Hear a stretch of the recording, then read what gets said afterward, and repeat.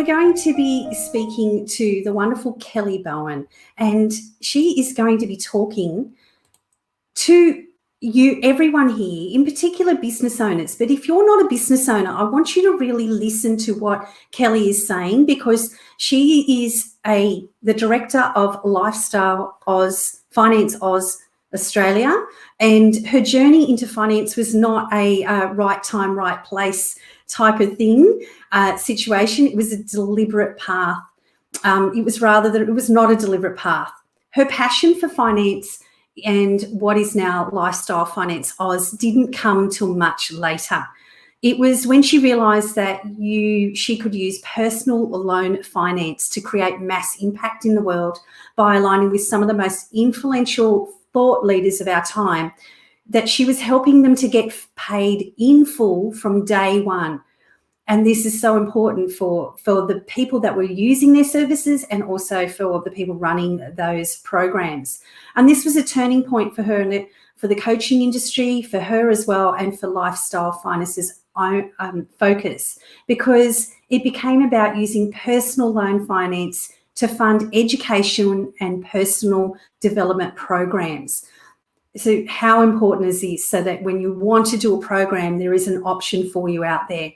From this moment, she has made it her personal mission to help leaders amplify the message and have them work more accessible, affordable to their clients more than ever before. Lifestyle Finance currently supports over 200 epic game changers, and this number grows every day. And today, Kelly is going to share with us how to get your products and services to a level where you can offer your clients finance and payment options. So Kelly, thank you so much for joining us today. Looking forward to your presentation. How are you, Kelly? Thank you, Kath. I'm great, thank you. You look very beautiful today.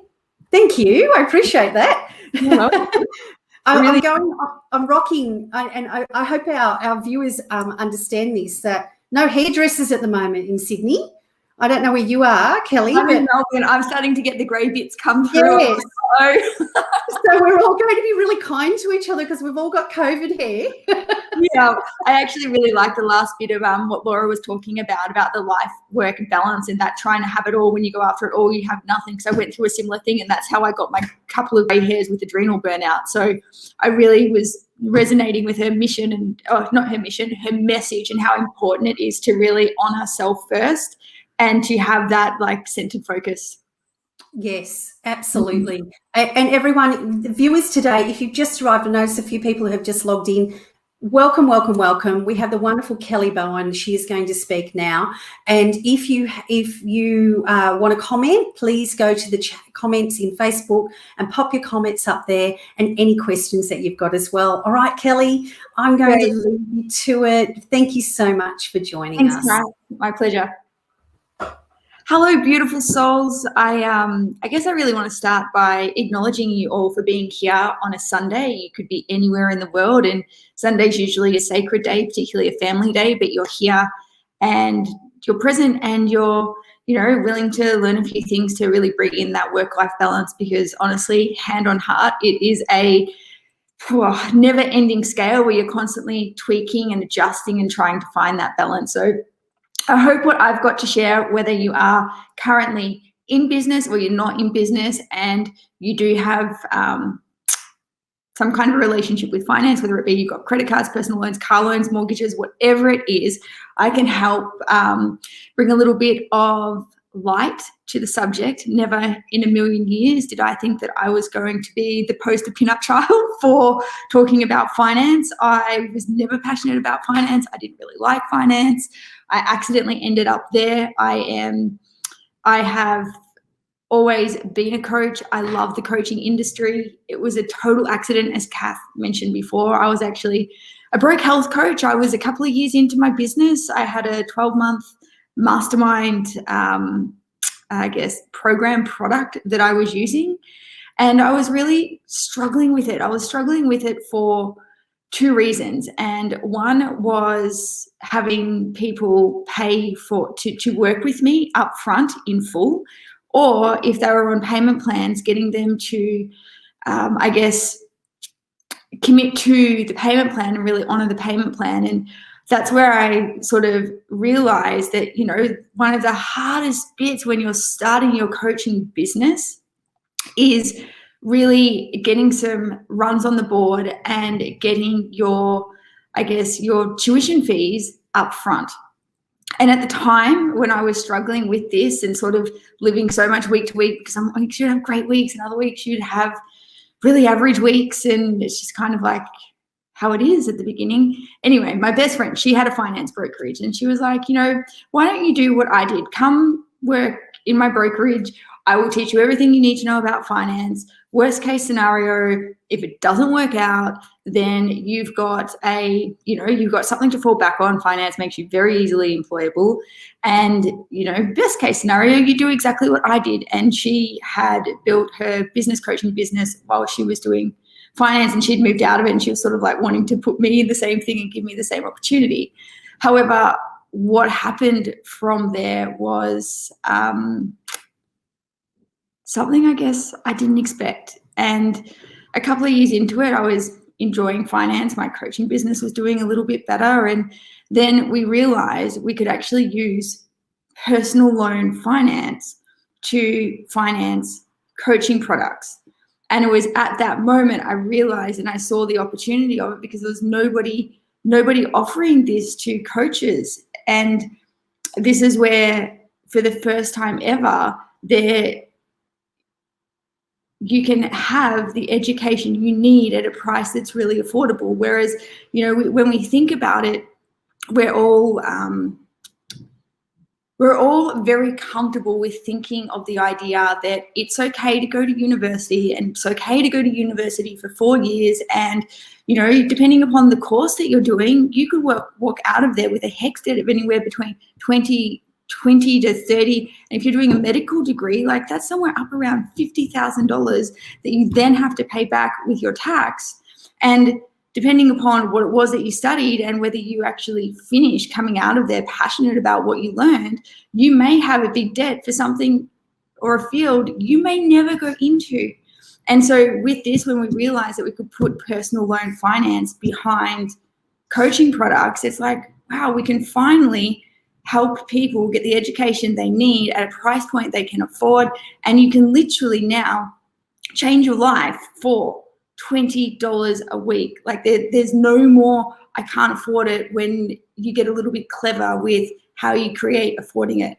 So before I really jump into this and dive deep into how you put finance behind your coaching product, I just want to get a little bit of a feel for who's on the call, who's here, just so that I can kind of tailor what I'm about to share next to really specifically meet where you're at and be of most value to you. So out of curiosity, who currently is a coach here? So can you let me know in the comments if you're a coach by just putting coach, or if you're thinking about it and you're like wondering whether you want to get into the industry or not, like just put thinking about it. Or if you're none of the above, just put neither, just so I can get a little bit of a feel. And I'm hoping, hang on, comments, here we go. So I'm hoping I'm in the right place. Just checking.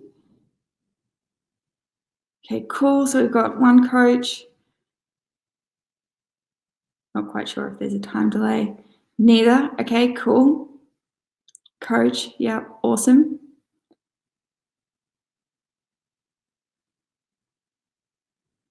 And then, amazing, cool. Thank you so much.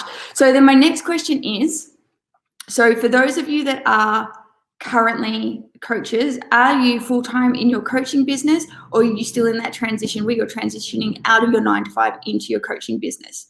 So, so for this one, just put full-time or transitioning.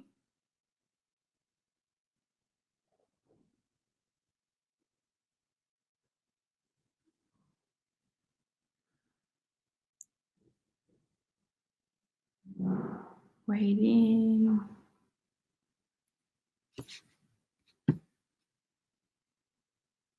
Not quite sure if there's a delay here.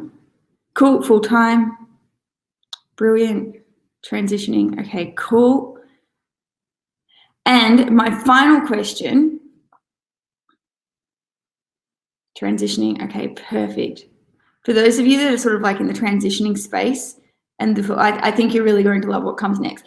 Now, my next question is, are you currently working one-to-one? So like, are you doing one-on-one coaching sessions, or are you working on more of a one-to-many scale? As in you've got a program set up where you take people on a journey from where they are to where they want to be, and you're working in a group kind of environment. So either give me a one-to-one or one-to-many, just so I've got a bit of a feel.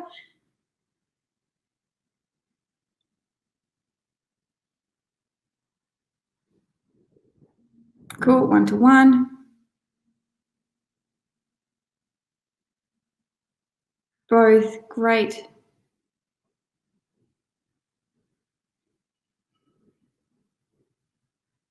Cool. Now, last question. So, do you have a product? So this is where, so one of the biggest things when I'm working with coaches, and to be able to add finance behind your business, it needs to be at a certain level where you're charging, I wouldn't necessarily say a high ticket item, but to be able to work with you and for you to take them on the journey from where it is that they want to be to where it is that they like, so from where it is that they are to where it is that they want to be, that to take them on that program or that process, you need to be charging anywhere, so to add finance, anywhere between 4,000 plus. So if you've got a program that's 4,000 plus and you're already set up in a way where it's scalable in this sense, can you just let me know by giving me a 4,000 plus, or not quite there yet? Groups 2-to-1, awesome. Okay, cool.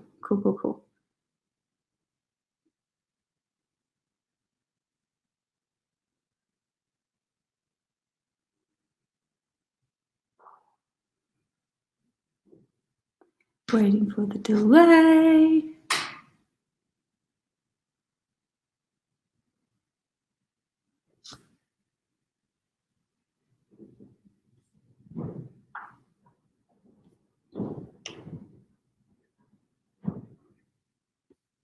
Not quite sure. Anyway, I'm just going to jump in rather than waiting for delays, because you never quite know.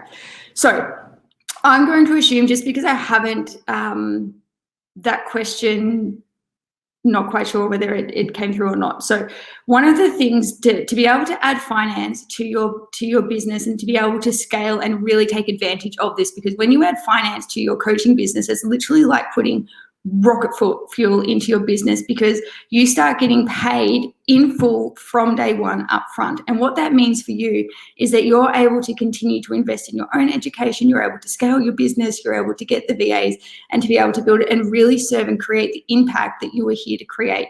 So the first step to really being able to do this is creating a product that's going to be able to take your people from, and you can do this whether it's one-on-one or you can do it whether you're working in groups, but they need to be able to go through a process with you where you're providing enough value that you're able to charge $4,000 or more for the service. Because once we get to that point, then we can add finance to it, and that's where things get really powerful.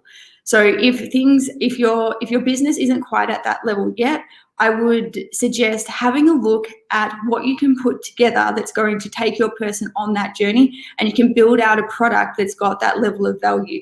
And the cool thing about it is too, once you do this, then you've got some IP, and IP meaning intellectual property, that you've got something that you can call your own tangible special process that makes you unique, that helps you get your clients the results that they're wanting. Now, the other thing with finance, so once you've got it to that level, the next part is really being okay with finance yourself. So depending upon how you feel about finance will depend upon how willing your clients are to follow you down the process when you offer them finance. So when I ask the question, when you think about finance, what are some of the stories that come up, and what are some of the feelings you have in your body? Now, the reason I'm asking this question, I just want you to sit with that for a second. The reason I'm asking this is because your clients will only go 80% to where you're at. So if you've got any stories around debt is bad and debt is shameful, and if I take out a personal loan, I don't want to pay interest, or if I use finance, then I'm trapped. If you've got any shame around having debt, then that's going to reflect in how your clients feel about it, because your clients will always be an energetic mirror image for where you're currently at. So I just want you to sit with that question for a second, because I'm going to go through a couple of things here to really help sort of expand your relationship with finance, so that when you offer it to your clients, then it's actually you're in full alignment with it and they think it's the best option for them. Because when you're looking at taking a journey with someone, then these things really need to be aligned. Does that make sense? So I just want you to sit in and feel into what comes up for you when you think about taking a personal loan. Is there anything around like debt is bad, I don't want to pay interest? Interest comes to mind. Yep, cool. It's an investment. Brilliant. So typically, here's the three things that tend to come up the moment I mentioned the word finance. And these things at the beginning, before I started in finance, were also really, I guess, present for me as well. So the first thing that usually comes up is debt is bad. And that's because we've been socially conditioned and socially programmed to think that debt is something that we want to get rid of. Usually when I speak to people about debt, they think about like, I want to pay it off as quickly as possible. And there's kind of like this scarcity stigma attached to it. So I really want you to start planting a few seeds that part of wealth is also having a really healthy relationship with debt. Now, why do I say that? Because if you speak to any wealthy person on this planet, I promise you will find they have debt, or they have at some point had to use other people's money to invest in themselves to get themselves to where they want to be. And it's making yourself really comfortable with being able to use somebody else's money, in this case, the banks, to be able to invest in you, which is always going to be your best bet. You are always going to be your best investment. You're always going to give yourself a 10x return compared to any pile of brick and mortar. So I always like to use this analogy whenever this like debt is bad, debt is shameful, debt's not a part of wealth comes up. And that's, if you think about the property market, right? Most people are really comfortable with taking out a 30-year mortgage to back a pile of bricks that's meant to appreciate over a period of time. And that's obviously providing the market doesn't crash or something like COVID doesn't happen where tenants can't pay rent. And eventually in time, if you purchase this brick and mortar in 10 years, maybe depending upon if you got lucky, you invested in the right place, that's meant to give you some kind of substantial return. And you know, it's good investing. It's safe investing. We're taught this. It's programmed into us. We're okay with mortgage debt, but even still, it typically has the stigma of pay it off fast. So here's where I sort of want to shift that, because when you borrow a small amount of money to invest in you, I promise you will be able to generate the return on that so much quicker than what it was if you invested in a pile of brick and mortar and waited 10 years to hopefully be able to cash in on the property market. You know, like some of the people that we've financed into education products or business programs, I've literally seen some of them where they've borrowed $20,000 to do a business mastermind, and the next thing I know, within a couple of months, they've had their first $157,000 months. It's insane. And even like some of our referral partners, they are currently in the online business space. I've literally seen them like help them get finance for their initial 10K investment, and now they're like fully in their business full time. This particular person, he's retired his wife, and she works with him full time in the business. And it's amazing what $10,000 invested in you with the right thing that's fully aligned with you can do and change your life. And you can literally live the life that you want to live now so much faster than what it was if you spend all the time that it'll take to save to get a deposit for a mortgage, then invest in the mortgage, and then wait 10 years before that returns, and you still have to pay the mortgage that whole time with the interest before you can get a return on investment. When one clever investment in you for a fraction of what it would cost to invest in something like real estate, you can get such a greater return and so much more fulfillment. So when people talk to me about debt is bad, I always sort of like to put that on the relativity scale. Like, is it really, like, when we look at it, debt's kind of one of those things. It's all relevant when you can generate something that quickly and get that level of return back. It's actually, debt's a good thing if used well and invested wisely. And I also want to touch on interest here, because interest is one of those things. I always like to say it's a little bit like death and taxes. It's unavoidable. It's going to happen. You just can't get away with it. Yeah, Marianne, absolutely. It's all about perception. And I think was it you that mentioned there's two kinds of debt? There's good debt and bad debt. Yes, like there is good debt and bad debt. Investment in you for your growth, for your education, that's really good debt. It doesn't matter whether the debt's on a credit card, a personal loan, however, borrow money from friends and family. It really doesn't matter where it came from. It's an investment in you. That's good debt. Shoes, credit cards, maybe excessive fancy cars that you can't afford at the time is not the best use of finance. But when you're using it, investment for growth, it's always going to be a good thing. Now, just back onto the interest topic, because this is one that comes up a lot. And I guess when you're dealing with it on a day-to-day basis, you kind of get a little bit numb to the interest, and it kind of becomes quite normalized. The way that I like to think of it is that when you're looking at finance and you're looking at interest and you just accept the fact that it's a bit like death and taxes, you can't get out of it, and you bring a different perspective to it in terms of when it comes to using other people's money, finance is always going to be my go-to, because the only string of attachment it has is a little bit of interest to the bank. And as long as you're making your repayments on it, they're never going to give you a hard time.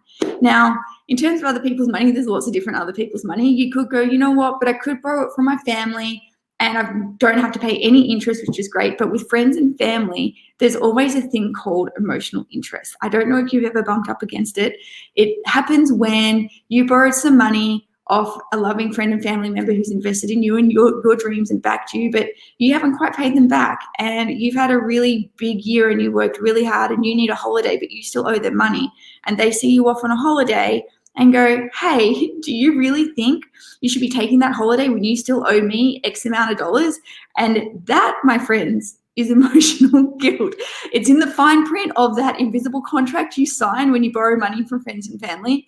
However, and I say that with love, and I say that with tongue in cheek. And at the beginning of my journey, I came up against it with my mum and stepdad. Like, bless them, they lent me some money at a time where I was in such a jam and it was so perfect. I wasn't able to get finance. However, I did exactly that. I took a holiday and I hadn't paid them back, and I had all of it. Like, I was paying them back regularly, and that conversation pumped up. So I share that with you because sometimes in business, and particularly when you take this journey, because business, you have to have a lot of courage. And, you know, the landscape is changing out there every day. And why I will always choose finance and the bank as my number one go-to is because, yes, they might charge you interest, but they don't ask you any questions. If you're making your minimum repayment, you have the flexibility to do whatever you want to do. And they may even ask you, hey, you know, you've been so good at repaying your loan. Do you want some extra money for that holiday? Like, that's the kind of relationship they have with you. If they see you being responsible with their money, they want to lend you more. And also think of it like they're your private investor.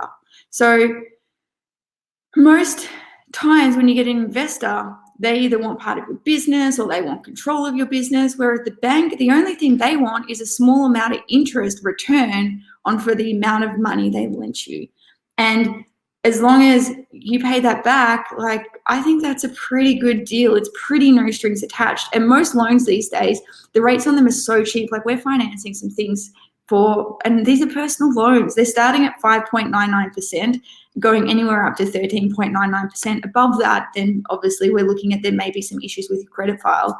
However, money is the cheapest it's ever been, or I've ever seen it. And I've been in finance for nearly 7 years now. So if there is something that you're like, whether you're sitting on the fence, whether you want to invest in yourself or whether you're wanting to, make that dream a reality that you haven't been able to bring to life before because you thought you couldn't afford it, this might be the time. This might be the opportunity for you to actually take a bet on you. Like, you're definitely worth it.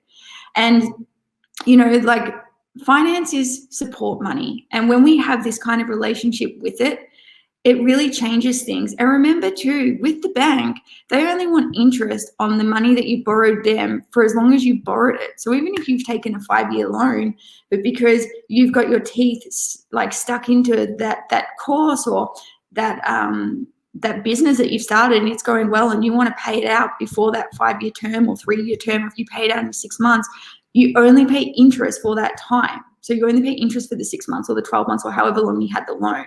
So it really is in your best interest to look at it from this perspective and being able to go from there. Does this make sense? So, and then the third one is, I guess, the stigma and the shame around loans. Like, I remember when I first, like some of the first personal development events that I went to, and we'd look at, like, we'd do our little wheel of life and we'd look at how each area is. And I remember every time that I'd come to finance or like my wealth, my little business triangle, I would always mark myself so low. And I'd mark myself low because I still had like a small loan and I still had a credit card. Now I've got more than that. However, my relationship with it is completely different, because when you shift the shame around having to borrow people's money and you shift that into gratitude, that's when things get really powerful. So if you have any funny feelings around any debt that you have, a really great game that I like to play is that you go through all the life experiences that you were able to do because you were able to gain access to that money. And then it starts to shift that, I wish I didn't have to pay that debt every month. I don't like that debt. And when you start shifting it into gratitude and bring that level of appreciation to what it was that you did and purchased and learned from being able to have access to that money and spend that money, things shift. And that's when you start noticing more and more abundance coming into your life. Now, I just need to check the time because I am terrible with time. It is something that I am working on. Just give me 1 second because I'm pretty sure I'm getting close to time. Just looking at that. 1 second. And I'm actually over time, so I totally apologize. I'm going to wrap this up real quick. So if you do have any finance that you're looking that you want to see if you can get a better rate for or consolidate it into one to really free up your cash flow, I'm open to have a chat about that. And also, if you are currently a coach and you're at a stage where you do have that premium product and it is $4,000 plus, and you want to be able to add finance as a payment option, because a $4,000 program on finance is only $20 a week. It has never been so easy to help somebody change their life and bet in them, because when we invest in ourselves and when we choose us and when we make the decision to do that deep inner healing work, this is how we change the world. It is through our businesses and our services that we're going to change the chaos that's going on in the world. So I'm just going to quickly flip here, and then I am... Hang on, that was a comment. Awesome. Oops, hold on. Eek. So here's just a quick rundown. Here's how to get in contact with me. So if you are at a level in your business and you are wanting to add finance, here's just the quick little benchmarks where you need to be at. So you need to be at a level where you either have relevant industry experience or you're 2 years into your coaching journey and you do have an established product and you've got some runs on the board. Your product does need to be at 4,000 plus, and you do need to have contracts in place for each client. If you don't have that yet, I've got templates. That's real easy. And be in alignment and integrity with the concept and the frequency of finance. So that's the stuff we were just speaking about. And then being able to qualify your clients and be comfortable about talking to them about money and where they're at financially up front. Got a really awesome training for you guys in a little goodie bag about that. And here's my website, and here's how to get in contact with me down the bottom. And we can take it from there. I just want to say thank you so much for your time. Thank you for having me. And I'm so sorry that I've gone a little bit over time. I got totally lost there. So I think, is this where Kath jumps back in? Yeah, I'm back. Kelly, thank you so much. Your presentation was really helped, I think, a lot of people understand that whole money issues. I think we are conditioned into thinking that being in debt is a bad thing. But as you said, investing in yourself is always the best debt to have. And so can't go wrong. Yes, because your personal growth and your education, whether that be with a coach or anything else, is always going to give you more in the long run. Absolutely. And so in our family, we talk to our kids about there are 3 things you need to invest in life, and number 1 is yourself. You invest in yourself, number 1, and then you invest in the people around you, and then you invest in the roof over your head. And so number 1 is always invest in yourself. We have to invest in ourselves. That's going to stay with us forever. So thank you. My pleasure. Thank you so much. You're so welcome.